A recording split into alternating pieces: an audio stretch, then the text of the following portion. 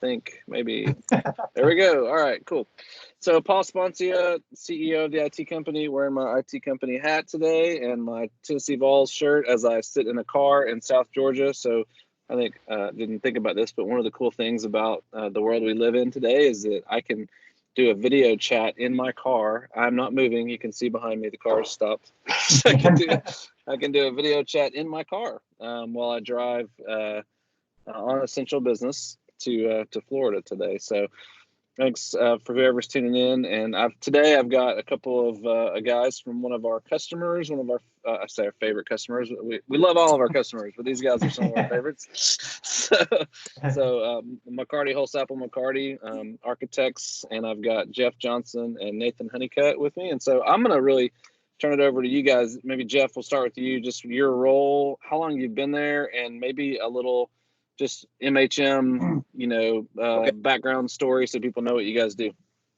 All right, I'm Jeff Johnson. I'm the Executive Vice President and CFO of McCarty, Holsaple McCarty Architects, also known as MHM Architects. We are the largest architectural firm in East Tennessee. We have 42 employees and about 26, 27 licensed architects and interior designers. We have been around for over 50 years and are proud to have been the designers for a lot of landmarks in East Tennessee. Everything from the convention center to the airport to Neyland Stadium, just on and on and on in terms of projects. A lot of work for the University of Tennessee. Awesome. That's cool. And Nathan. Great. Yeah.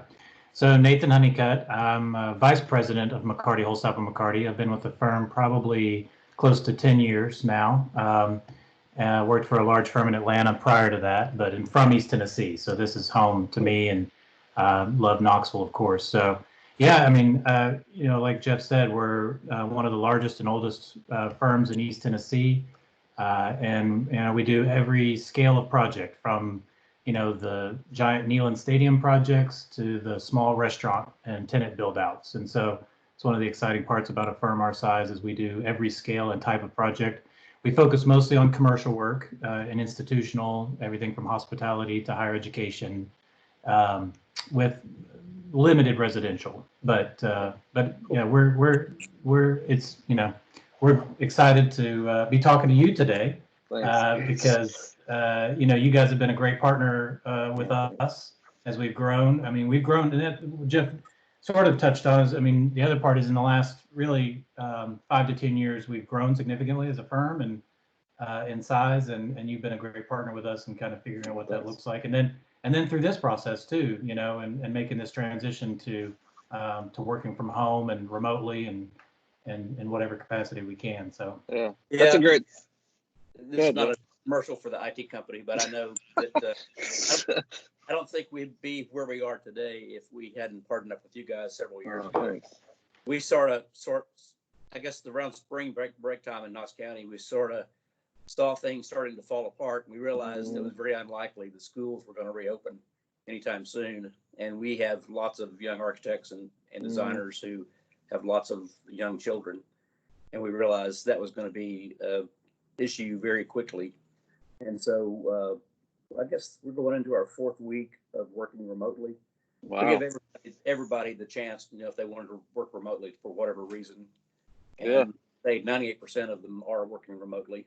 Wow. And, between having the big projects on Cloud 360 or BIM 360, and then having y'all recommended we get the VPN tag-ins for the plugins for the computers, which has helped people a lot using their home internet services. Yeah. Well, that's a great segue. Like, I think, I don't know that people generally realize the size of files that you guys deal with, which typically makes working remotely more challenging, Right. because you guys are manipulating really big files. The software you use is processing, especially some of the BIM and the three-dimensional stuff. So how does that work? Like, how have you adapted to that? How have you, did people take their computers home? Like, what did you do?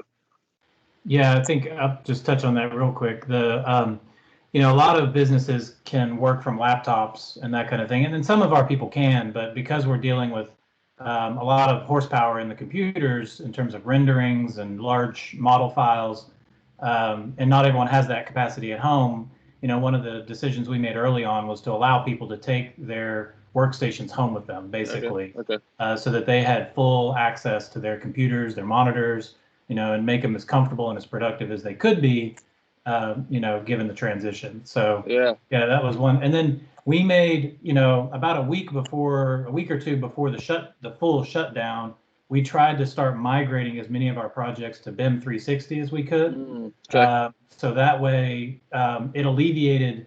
That way, when people are dialing in from home, they're not dialing into our servers, directly at work. They're dialing into the cloud universally. So that, and part of that too is not just the people in our office are trying to work on those files. We've got people in engineers' offices all across this country, because we partner with firms from Atlanta to New York anyway, and so they're all trying to access these files simultaneously. So it was important. We tried to migrate. We already had a lot of our large projects on BIM 360, but those that weren't, we tried to move over as quick as we could to help kind of alleviate the bottleneck within our office. So do you care to tell people what BIM 360 is so that people kind of get a picture of what that means? Sure. I'll let you take that one, Nathan.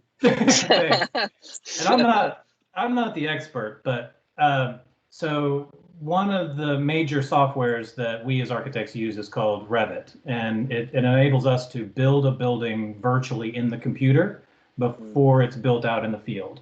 And so we build a 3D model of that building, and we have engineers that build the ductwork, and we have engineers that build the structural columns, and we build it, kind of coordinate it all into one complete model.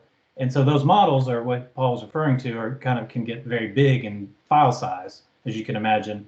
And each of those people are in BIM. What BIM 360 does is it puts that file in a cloud so that engineers in Atlanta can simultaneously be working along with architects in our office and maybe a lighting designer out of New York. They can literally all be working in that file at the same time live. And so and so you're seeing live updates, as people are kind of building out the project. And so it's a great tool, and it helps kind of expedite that coordination process.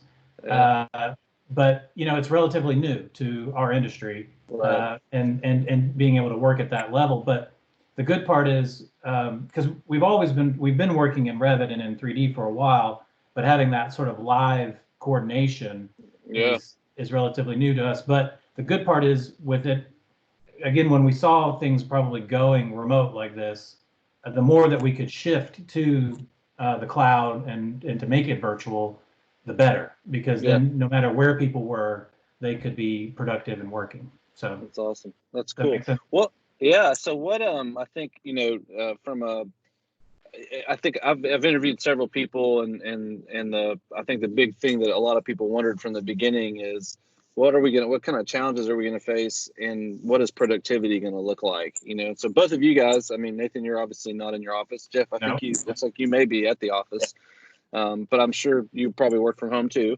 So what did you guys like? What kind of challenges did you face,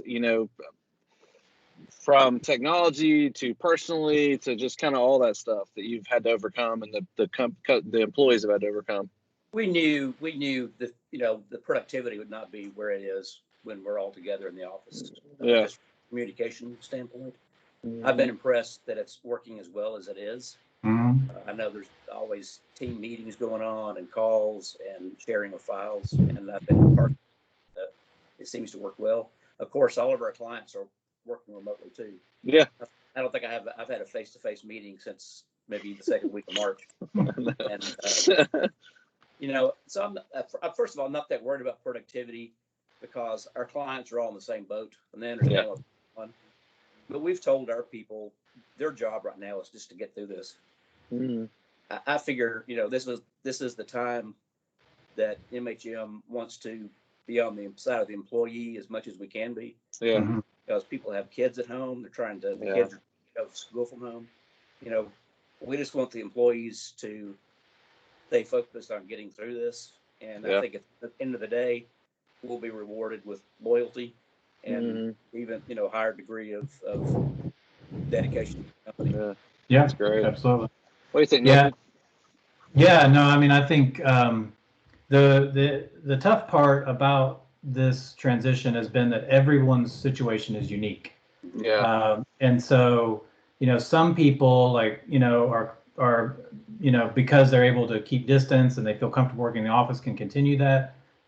Some people can work from home, but have spouses who can watch the kids. Some people are single parents. Yeah. And so they're trying to juggle. And then some people have two working, a working spouse. And so they're trying to juggle the workday between them and kids. And so, we've tried to be as flexible as possible, but you really have to take each person individually. And I think that's what we've discovered is no one policy, blanket policy is going to work across the board. And so you just have to be proactive and flexible.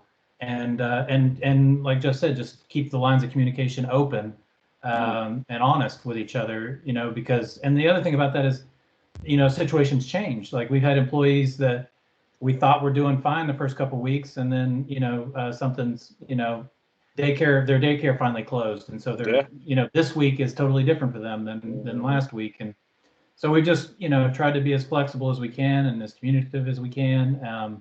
But really approaching each individual as a unique case because their situation could be totally different. My personal situation has been okay because my wife's a teacher. So, obviously, I've made the transition home and I've got, kind of a home office set up in the basement and able to kind of come down and be productive, and she can take care of the kids because she's home with them. So I'm feel fortunate in that, but I know a lot of people are kind of having to juggle a lot more. And so we just try to be respectful of that and responsive. And the only reason I'm in the office is because there are only 4 of us here and 8,000 square feet. That gives us 2,000 square feet. And the building's practically empty too. I just, there's not much I could do from home on my iPad or laptop. So I figure I'm safe. I come in, wear my mask, get to the office, close the door, stay here all day, then leave. So it's funny you guys are talking about that. We had a team meeting at lunch today, virtual team meeting while I was driving, and we were talking about that. And I said, if you could choose, would you go back to the office? Would you stay at home, or would you do a hybrid? Every single person chose hybrid, which I thought was pretty interesting that they all chose hybrid. And part of their one of the things that almost everybody said was the problem we have is we actually don't know what it's like to work from home, because this situation is not like a normal situation. Like almost all of them have had a spouse that's had to be home or kids so they're like, I don't actually know if this is really a real test of what it would be like to work from home. Because there's so much else going on that it does. So they're all like, we don't really know. We're not really sure. So I think that's, to your point of everybody's situation is a little different, very fluid, and challenging in that way. So good for you guys for being so flexible in what you've done. I do think people want to get back together when we can. I think people want to be collaborative, want to see each other's faces. I mean, the good part is, we're talking on Teams right now, and I've had the little Teams icon on my desktop for probably 3 years or whatever, and I had no idea what it was until 2 weeks ago or 3 weeks ago, and now it's become one of the most critical pieces of software on our computer. So I've never heard of Zoom. Exactly. It's funny how. I do think though, coming out of this again, because we work with a lot of firms across the country, consultants, special consultants, and stuff like that. I can imagine not just us, but with a lot of people, business travel is going to be affected because I think people are going to realize how productive this can be, and effective this can be, and I think whether we're working in the office or at home, these kind of virtual meetings are going to become a lot more common. I agree. When this thing goes back to some sort of normal. Yeah, I think it's definitely opened everybody's eyes to what's possible, with the technology that maybe they were like, I don't know, maybe we'll implement it. We're not really sure, and then all of a sudden like, oh, well, we have to use it now. So, and then they've been like, oh, it's not that bad. Actually, there's some opportunity here that we didn't know existed, and communicating and collaborating. It's kind of funny. These meetings, I did one with my brother-in-law, and he's actually coming into town this weekend. And when I get back Sunday, he's going to be there. He goes, hey, can we record another one let's just record it on Monday. I was like, dude, it's a lot harder to record it in person. I said, I was like, I got to set things up and do microphones. I said, it's a lot easier. Just go back to Columbus and I'll call you. It'll be easier that way. So it's pretty funny. The funny part is, this is a little off topic, but I was part of at the UT School of Architecture, they do these juries at the end of every semester for the students, where students get a chance to get up and present their work and professionals get a chance to give them some feedback. And I was a part of a virtual one for the first time last week, I guess. And it was funny because the students were completely relaxed, totally natural. The best presentations I've ever seen at a student jury. It was because they were so much, I felt like they were so much more comfortable presenting virtually, talking in this format than they were in person. That's so previously. crazy. So I think wild. The next generation is going to be even more accustomed to working this way. And absolutely. So it helps us kind of stay up to speed on that. Yeah. Well, so on the topic, Jeff, you kind of brought it up. People are going to want to get back together. People are going to want to be back in offices, which I agree. So we're somewhere between 2 and 6 weeks in the unknown, probably, of when it really looks like. So how do you see you guys, what do you feel like you've learned, and what do you think it'll look like? Will you use BIM 360 more than you did before? Will you, will team, what do you see kind of lessons out of this that you think will make you better? Well, one thing I've learned is we actually have an interior designer who's has to move in June to Detroit because of her partner situation. And it occurred to me just sort of out of the blue a couple of days ago, let's let her finish these projects, because there's no reason why. She's been working well from home, and she could do the same thing from Detroit that she does from South Knoxville. Sure, yeah. Yeah, that's cool. How about you, Nathan? Any thoughts on what you guys how things might change in the way you guys operate? Well, I mean, it'll be interesting. I think that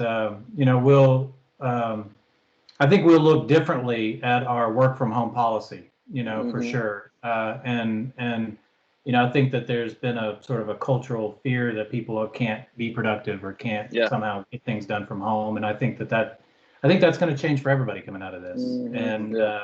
And so, and being able to work remotely, and where employees live and the flexibility and time, I think might be out of this.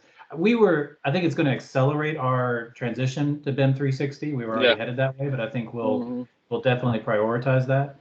And then I think we're going to be using a lot more of this software for our day-to-day meetings that we normally were going to have in person, because even traveling across town for a meeting can take half a day, right? Versus just jumping on a Zoom call or a Teams and having it done that way. So I think kind of the fear of meeting virtually is over now for everybody too. So I think it's going to be good. I don't know, I do think it is hard not being in the office in terms of collaboration. We're a very collaborative industry. We don't like to work in silos. We like kind of feedback from other people, and so we've been able to do that virtually. But I think people will like getting back together. But I think there'll be a lot more work from home even after this is over. So I agree with that. One thing that dawned on me that I think would be interesting, I don't know if you guys have thought of this or if there's any talk already in your particular discipline of design architecture. Do you think that the way that we have sort of crammed people into buildings, we went, I think we're like at 200 square foot per person or something like that. Do you see that kind of going, all right, we're going to go back to 250? Do you think the design aspect of it will change, at all? Or do you think that's going to be something that Paul, it might do the opposite. I mean, if everybody doesn't need to be there all the time, you may start seeing more hotel stations and more collaborative spaces and less assigned workstations. The foot might shrink. I actually agree with Jeff. I think that people may have more like an office may be more about like kind of having some touchdown spaces and meeting spaces so that people can come there and collaborate, but go home to do their sort of real day-to-day work, or something. So, or do it remotely. So I think if anything, it's gonna, like Jeff said, I think it may actually shrink people's expectations of what the office needs to be or should be. So that's fascinating. That's really interesting. Well, you guys will be on the forefront of that. I know. I mean, I think one thing cool about your work is that you get to see so many businesses, and you get to see kind of how people are operating and flowing, and it's pretty. I'm sure that is fun for you guys too. So, how about you guys? You made the transition pretty well. Yeah, I mean, we're probably a little like you guys. We actually, as a matter of fact, one of my leadership team members is like, I thought you were crazy. Like 7 weeks ago, you're like, we got to do this and this, and I was like, why is this guy so paranoid? I said, I don't know. I have 2 business partners who are pretty paranoid, and my wife owns 2 restaurants, so I had a little bit more to be afraid of. But yeah, we've done fine. I mean, we do a call every Monday and a staff meeting on Monday, and then we have a training on Friday. And I've tried to ask in one of those meetings every time, go around and just kind of, how are you doing? What are the biggest challenges you faced in the process? The thing that I've heard the most is kind of what you guys said, is just that they negotiating and managing being at home while their family was at home. And kind of those expectations was the hardest. Like Nathan, you said you have a place where you can go. I have a place where I can go. Some people don't, and so they've got kids running around, and the feeling or expectation that they need to help their partner out with whatever is going on. So I think that's been the biggest challenge. Man, our productivity has been actually out of the roof. I've been really, really amazed, and I'm definitely rethinking that too. I think we'll go to a hybrid. I think that there'll have to be some rules around it because of the expectations of our clients and people being available and stuff. But I think we'll definitely allow a lot more flexibility in hybrid work for people. There is something I know for me. I don't know if this is for you guys, but task wise, I'm a lot more productive at home. So if I have like, I know I need to do these 3 things today, I can almost always get those 3 things done when I'm at home. But when I go to the office, because I'm interrupted a lot, people are asking questions and stuff, I can't get it done, So I think that's one thing I want to figure out is when should I be at home to work? When should I be in the office? So I think, and a lot of us probably have to figure that out if we're gonna be in a hybrid model. Our biggest challenge right now, I think, once we can stop social distancing, it'll greatly improve. But our biggest challenge is because we're architects and designers, we have to see stuff. And it's projects currently under construction, and also trying to work with finishes and stuff. You really have to see that. Physical samples are still really it's a big deal. Yeah, absolutely. Yeah, I can't imagine, building a building and the work that you guys do of how important an architect is in that process, not being able to go out there and see it, especially if there's changes or whatever. So.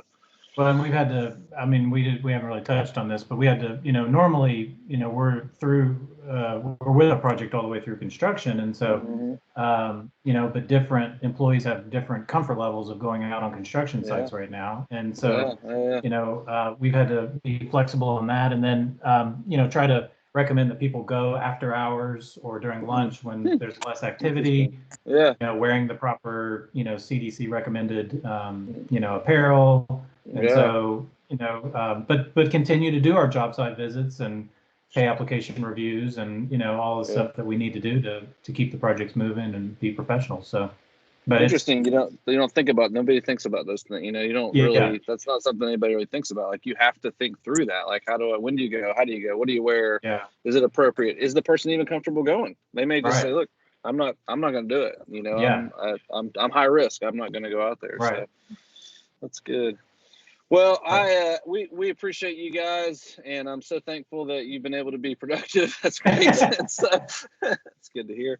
And I do think people should know, like, a shout out to you guys. Like, you guys are like have designed and I've seen obviously pictures in your office, and then of course the buildings around our city, some of the most beautiful places in town. And so I think that's always something to be super proud of. And so we're proud to work with you guys, and thankful that you're a customer, and thankful for your time today. Sure. Yeah. Thank you, Paul. Really appreciate it. IT Company's been a great partner for us. Thank you. Thanks, Nathan. I'm going to stop recording, and we can hang on for just a second. Okay.